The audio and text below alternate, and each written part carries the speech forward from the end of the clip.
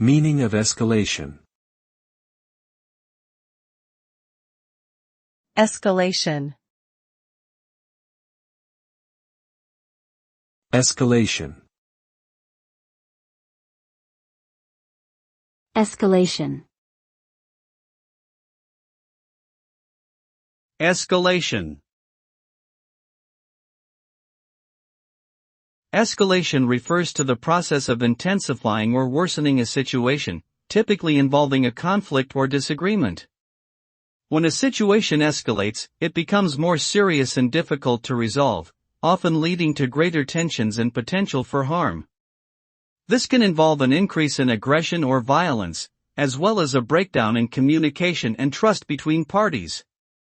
Ultimately, escalation can lead to significant negative consequences, including physical harm, emotional distress, and long-term damage to relationships or institutions. It is therefore important to identify and address signs of escalation early on, before they reach a critical point.